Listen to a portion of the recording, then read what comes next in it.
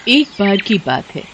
किशनपुर गांव में महेश नाम का व्यक्ति अपनी बीवी रमा, 6 साल की बेटी पिंकी और 8 महीने के बेटे बिट्टू के साथ रहता है। जिंदगी एक पल में कितनी बदल जाती है, इसका सबसे बड़ा उदाहरण है महेश। वो एक केमिकल फैक्ट्री में काम करता था। एक रात फैक्ट्री में ब्लास्ट हो गया। उसे गंभीर हालत में अस्पताल में भर्ती कराया गया। जैसे ही रमा को पता लगा, वो भागी भागी अस्पताल पहुंची। काफी गंभीर हालत है आपके पति की। हम अपनी तरफ से पूरी कोशिश कर रहे हैं, आप भगवान पर पूरा भरोसा रखिए। महेश बच तो गया, लेकिन इस हादसे में उसने अपना पैर भी खोया और अपनी नौकरी भी। घर में जो भी जमा पूंजी थी वो उसके इलाज में खर्च हो गई। पिछले 3 महीनों से वो बेरोजगार है। इन 3 महीनों में उसने नई नौकरी ढूंढने की बहुत कोशिश की, लेकिन एक अपाहिज को कोई भी नौकरी नहीं देना चाहता था। अब तो बारिश का मौसम भी शुरू हो गया था। इस मौसम में उसे एक जगह से दूसरी जगह जाने में बहुत दिक्कत होती, क्योंकि सड़कें पूरी तरह पानी से भर जाती। आज भी वो परेशान अपने घर लौट रहा था। आज भी मुझे कोई काम नहीं मिला। सब लोग मुझसे ऐसे नजरें चुराते हैं जैसे कि मैं कोई भूत हूँ। अरे अपाहिज को जीने का हक नहीं है क्या? वो और उसका परिवार क्या भूखा मर जाए? महेश बार बार की असफलता से परेशान हो चुका था। उसका मकान मालिक 3 महीने का किराया वसूलने हर दूसरे दिन उसके घर आ जाता था। साथ ही घर खाली करवाने की धमकी भी देता था। कल शाम भी वो आखिरी चेतावनी देकर गया था। इधर घर में अनाज का एक भी दाना नहीं था। पिछले 2 दिन से पूरे परिवार ने कुछ भी नहीं खाया था। उसे कुछ भी समझ नहीं आ रहा था कि अब वो क्या करे। वो ये सब सोचते सोचते जा ही रहा था कि तभी जोरों की बारिश शुरू हो जाती है। मुझे उस चाय की टपरी के नीचे छिप जाना चाहिए। कहीं बारिश में तबीयत खराब हो गई तो लेने के देने पड़ जाएंगे। वो चाय की टपरी के नीचे जाकर खड़ा हो गया। चाय की टपरी वाला चाय के साथ पकौड़े भी बना रहा था। लोग चाय के साथ पकौड़े खाते हुए बारिश का मजा ले रहे थे। उसे पता था कि घर में कुछ भी खाने के लिए नहीं है। उसने अपनी जेब में हाथ डाला तो उसे बहुत ही बड़ा 10 रुपए का पुराना नोट ही मिला। 10 रुपए ही है जेब में। क्या करूं मैं? हम मियाँ बीवी तो पानी पीकर भी रह लेंगे, लेकिन बेचारी पिंकी कब तक भूखी रहेगी? अगर मैं उसके लिए पकौड़े ले जाऊंगा तो वो बहुत खुश होगी। पहले उसने बहुत सोचा, फिर उसने उन पैसों से पकौड़े खरीद लिए। थोड़ी देर बाद बारिश बंद हो गई। फिर वो पकौड़े लेकर घर पहुंचा, लेकिन घर के बाहर पहुंचते ही उसकी आंखों में आंसू आ गए।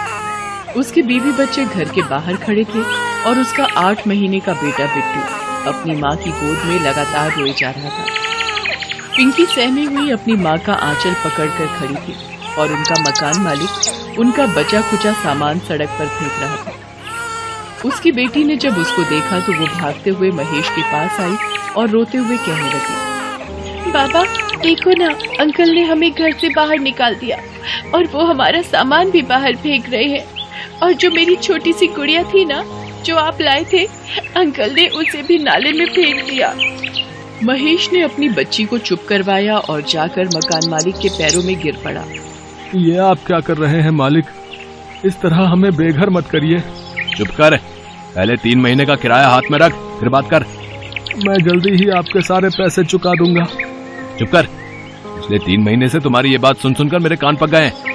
तभी मकान मालिक की नजर महेश के हाथ में कागज में लिपटे पकौड़ों पर गई। उसे देखकर उसका पारा चढ़ गया। अरे रे, कितना झूठ बोलते हो तुम लोग।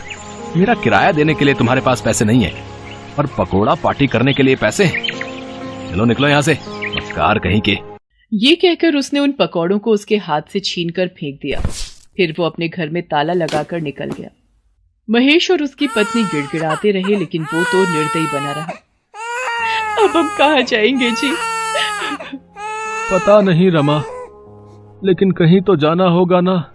छोटा मोटा सामान अपने सिर पर उठा वो सड़क पर निकल गए और तभी एक बार फिर से जोरों की बारिश शुरू हो गई। वो बारिश से बचकर कहीं छिपना चाहते थे, लेकिन कहीं दूर दूर तक कोई जगह नहीं। रमा अपने छोटे से बेटे को अपने सीने से लगाए चली जा रही थी। तभी बारिश के साथ साथ ओले भी गिरने लगे। हे भगवान, गरीबों को तकलीफ देने में आपको बहुत मजा आता है ना। बारिश तो हो ही रही थी, अब ओले भी पड़ने लगे। लेकिन तभी महेश की नजर सड़क पर पड़ी सीमेंट की पाइप पर गई। उसने सबको पाइप में छिपने के लिए कहा, लेकिन पाइप तक पहुंचने से पहले दुर्भाग्य से ओले का एक बड़ा सा टुकड़ा पिंकी के सिर पर गिर गया। उसके सिर से खून बहने लगा और वो बेचारी जोर जोर से रोने लगी। रमा ने झट से अपनी गोद से बिट्टू को उतारकर महेश के हाथ में दिया और अपनी साड़ी का पल्लू फाड़कर पिंकी के सिर पर बांध दिया। माँ, सिर में बहुत दुख रहा है। रो मत मेरी बच्ची, ठीक हो जाएगा। वो सभी पाइप के अंदर बैठ गए और बारिश के रुकने का इंतजार करने लगे, लेकिन बारिश रुकने का नाम ही नहीं ले रही थी। तभी उन्होंने देखा कि उनके सीमेंट वाली पाइप से कुछ दूरी पर एक बड़ी सी गाड़ी आकर रुकी। उसमें से 2 कपल बाहर निकले और बारिश में भीगने लगे। बारिश में भीगने का अपना अलग ही मजा है ना काजल। सच में अखिल, बारिश में भीगना और उसके बाद गर्मा गर्म पकौड़े खाना जन्नत सा मजा देता है। काश ये बारिश पूरी रात होती रहे तो मजा आ जाए। एक और महेश का परिवार बारिश के रुकने का इंतजार कर रहा था और दूसरी ओर कोई पूरी रात बारिश चाह रहा था। कितनी असमानता है ना भगवान की बनाई इस दुनिया में। महेश और उसकी बीवी यही सोच रहे थे, साथ ही बारिश के रुकने का इंतजार भी कर रहे थे। लेकिन बारिश नहीं रुकी और वो और भी तेज होती गई। सड़कों पर पानी भरने लगा और लगातार 2 दिन से हो रही बारिश के कारण बाढ़ वाली स्थिति पैदा होने लगी। उन लोगों की सीमेंट वाली पाइप में भी पानी आ गया। पानी उनके सीने तक पहुंच चुका था। रमा, हमें बच्चों को लेकर कहीं ऊंचे स्थान पर जाना होगा, नहीं तो हम सब डूब जाएंगे। तभी महेश ने पिंकी को अपने कंधों पर बिठाया और किसी सुरक्षित जगह की तलाश में आगे की ओर जाने लगा। तभी पानी का एक तेज बहाव आया और महेश का नियंत्रण बिगड़ गया और वो गिर पड़ा। पिंकी भी गिर पड़ी और वो पानी के तेज बहाव की चपेट में आ गई और पानी में डूबने लगी।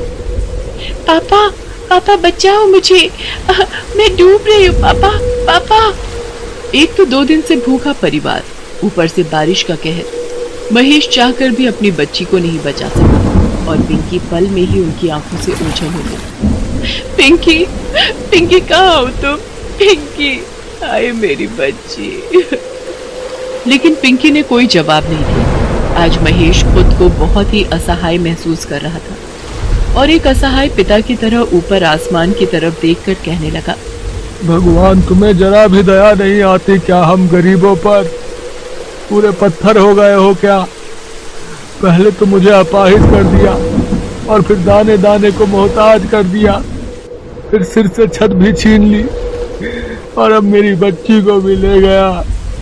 कान खोल कर सुन ले, तू मेरे लिए भगवान नहीं, पत्थर है, पत्थर। वे उस बाढ़ से किसी तरह बचने की कोशिश कर रहे थे, लेकिन उनके पैर जवाब दे चुके थे। भूखा शरीर अपनी ताकत खो चुका था। उनके पैर लड़खड़ा रहे थे और वो भी इस बाढ़ की चपेट में आकर डूबने लगे।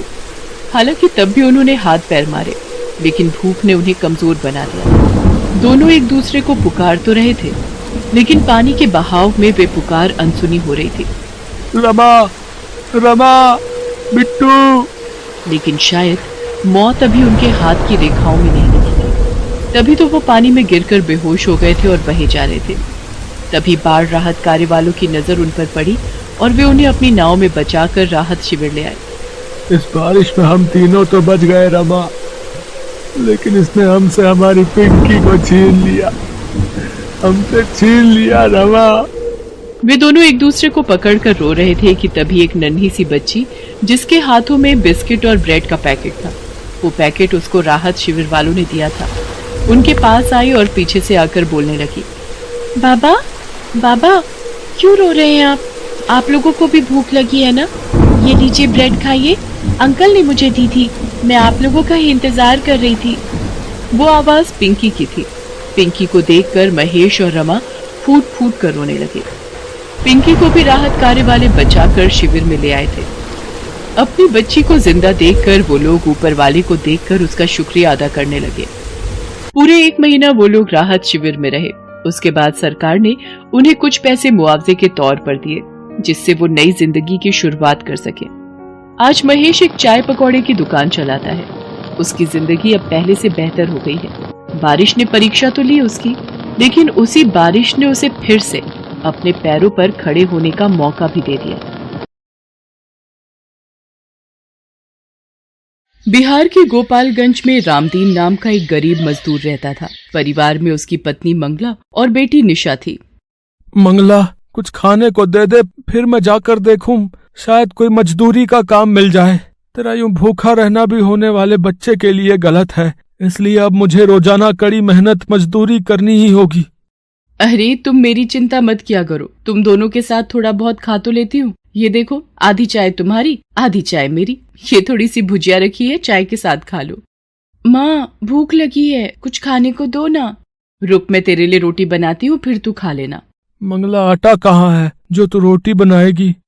एक रोटी का रखा हुआ है जी, वही खिला दूंगी। आप चिंता मत करो, आप काम ढूंढने जाओ। क्या करूँ, क्या खिलाऊंगा मंगला और निशा को? मंगला का भी पूरा टाइम है, वो बेचारी कुछ नहीं कहती। रामदीन बाजार में मजदूरी का काम ढूंढने निकलता है। वो एक दो दुकानों पर काम मांगता है। एक गोदाम में उसे बोरियां ढोने का काम मिल जाता है, पर गोदाम दुकान से कुछ दूरी पर था। देखो, ये दुकान का लड़का तुम्हें गोदाम पर ले जाएगा। हाँ, तुम्हें गोदाम की बोरियां यहाँ दुकान पर लाकर लगानी है, ठीक है? ठीक है सेठ जी, मैं ले आऊंगा। रामदीन पूरा दिन गोदाम की बोरियां पीठ पर लाद कर सेठ की दुकान में उतारता रहा। अरे कितनी बोरियां रह गई हैं भाई, दुकान बंद करने का समय हो रहा है। सेठ जी, बस 4 बोरी और बाकी हैं। रामदीन सारी बोरियां दुकान पर रख देता है। सेठ रामदीन को बदले में 300 रुपए देता है। उन रुपयों से रामदीन कुछ खाने का खरीदता है और घर जाता है। मंगला, ये थोड़ा राशन ले आया हूँ, कुछ दिन तो निकल ही जाएंगे। मंगला उस दिन फिर दाल चावल बनाती है, जिसे देखकर निशा बहुत खुश होती है। माँ, आज आपने खाने में दाल चावल बनाए हैं, मुझे ये वाली दाल बहुत अच्छी लगती है। ये ले, फिर थोड़ी और दाल ले ले बिटिया। मंगला, ये आज तो काम मिल गया, पर आगे कैसे गुजारा होगा? मानसून भी अपने उफान पर है और गोपालगंज का तो तुम्हें पता ही है, कब बाढ़ का कहर हम गरीबों पर टूट जाए कौन जाने। मुझे तो तुम्हारी चिंता हो रही है, तुम्हारी डिलीवरी का वक्त निकट आ रहा है, बस गोपालगंज में सब कुछ ठीक रहे। रामदीन इसी चिंता में था कि मॉनसून आ गया है, कोई काम नहीं मिला तो घर कैसे चलेगा। अगले दिन मंगला, मैं देखता हूँ पड़ोस के विजेंद्र भैया बता रहे थे कि एक इमारत की मरम्मत के लिए किसी को मजदूर चाहिए। पता करके आता हूँ, शायद मिल जाए। बाहर तो बारिश हो रही है, कैसे जाओगे? अरे ज्यादा दूर नहीं जा रहा, पास ही में जा रहा हूँ। रामदीन एक पन्नी ओढ़कर बारिश में काम ढूंढने निकलता है। अचानक बारिश बहुत तेज होने लगती है। वो एक चाय की छोटी दुकान के नीचे खड़ा होकर बारिश रुकने का इंतजार करने लगता है। चाय की दुकान पर कुछ ग्राहक भी बारिश रुकने का इंतजार कर रहे थे। चाय वाले की दुकान पर एक रेडियो चल रहा था, जिस पर गोपालगंज की खबरें आ रही थी। बता दें कि गोपालगंज जिले में लगातार हो रही बारिश और नेपाल से पानी डिस्चार्ज किए जाने से गंडक नदी का पानी तेजी से गांव में प्रवेश कर रहा है। मांझावा सदर प्रखंड के कई गांव में बाढ़ का पानी घुस चुका है। लोग बाढ़ के पानी से त्राहिमाम कर रहे हैं। हे भगवान, ये क्या हो गया? बाढ़ का पानी तेजी से गांव में आ रहा है, मुझे घर जाना होगा। अरे ये पानी का बहाव तो बढ़ता ही जा रहा है। रामदीन खबर को सुनकर घबरा जाता है और तेजी से घर की ओर भागता है। रामदीन के घर में पानी भर चुका होता है। आसपास के लोग जल्दी जल्दी घरों को खाली करके भाग रहे होते हैं। आप आ गए, ये देखो पूरे घर में पानी भरता ही जा रहा है। बापू, मुझे डर लग रहा है। अरे घबराओ मत, कुछ नहीं होगा मंगला। निशा को मैं कंधे पर बिठा लेता हूँ, हमें जल्दी यहाँ से निकलना होगा। सुनो जी, लगता है मेरा बच्चा होने का वक्त आ रहा है। मुझे दर्द महसूस हो रहा है जी, घबराहट से लगता है बच्चा नीचे आ रहा है। हे प्रभु, क्या करूँ? विजेंद्र भैया को बुला कर लाता हूँ। अब विजेंद्र भैया। रामदीन, जल्दी से जरूरी सामान बांध ले, निकलना है वरना कोई नहीं बचेगा, सब बाढ़ में बह जाएंगे। विजेंद्र भैया, मंगला को बच्चे का दर्द शुरू हो गया है, वो चल भी नहीं पा रही है। अरे बेचारी को इस मुसीबत में ये बड़ी परेशानी होनी थी। जल्दी चलो जी। एक काम कर, ये खाट पर भाभी को लेटा, फिर इसी पर ले जाना पड़ेगा, कोई और रास्ता नहीं है अब। रामदीन निशा को अपने कंधे पर बिठा लेता है। विजेंद्र और उसकी पत्नी भी बहुत नेक दिल थे। विजेंद्र की पत्नी अपने बेटे को गोद में उठा लेती है। विजेंद्र रामदीन के साथ मंगला को खटिया पर लिटाकर उठाने में मदद करता है। सुनो जी, निशा के बापू, मेरा दर्द बर्दाश्त के बाहर हो रहा है, कुछ करो जी। बाढ़ का पानी बढ़ता ही जा रहा है विजेंद्र भैया। अरे हिम्मत मत हार रामदीन, भगवान सब ठीक करेंगे। लोग पानी के बहाव से बचने के लिए इधर उधर भाग रहे थे। आज पता नहीं एक गरीब पर बाढ़ का कहर आया हुआ था, मानो सब कुछ ले डूबेगा। मंगला की हिम्मत जवाब दे रही थी। अब एक ही उपाय है रामदीन, भाभी को किसी नाव में सहारा दिलवाना होगा। कोई नाव में लिटाने की मदद कर दे बस। अरे भैया भैया भैया, मेरी बीवी का बच्चा होने वाला है, अपनी नाव में जगह दे दो भैया। भाई हम खुद 5 लोग हैं, हमारी नाव इतना वजन नहीं संभाल पाएगी भाई। रामदीन बहुत लोगों के आगे गिड़गिड़ाता है। मंगला की तबीयत बिगड़ने लगती है। मंगला हिम्मत रख। विजेंद्र भैया, मेरी मंगला को कुछ हो गया तो मैं। हिम्मत मत हारो भैया, वो सामने शायद बचाव कर्मी नाव लेकर खड़े हैं। जल्दी से उन लोगों को मदद दो, शायद वो लेडी प्रेग्नेंट है। जल्दी। रेस्क्यू टीम जल्दी से रामदीन के पास पहुंचती है और नाव में मंगला को लिटाया जाता है। मुश्किल के वक्त मजबूरी में मंगला नाव में ही एक बेटे को जन्म देती है। सब लोगों की मदद से मंगला की जान बच जाती है। कुछ देर बाद सुरक्षा कर्मी मंगला और उसके बच्चे के साथ सभी को एक सुरक्षित जगह पर पहुंचा देते हैं। आपका बहुत बहुत शुक्रिया साहब, आज आपने हमारी मदद की। ये हमारा फर्ज था जो हमने निभाया, इसमें धन्यवाद की कोई बात नहीं। रामदीन विजेंद्र और उसकी पत्नी को भी धन्यवाद करता है। विजेंद्र भैया, भाभी जी, आज आप दोनों ने भी हमारी बहुत सहायता की है। अरे भाई कहता है, फिर ये धन्यवाद किस लिए? आजा, भाई के गले लग जा। आज एक बेटे का भी बाप बन गया है तू। मेरा छोटा भैया आया है बापू। हाँ बिटिया, ये देख तेरा छोटा भाई आया। मंगला, अब तुम ठीक हो ना?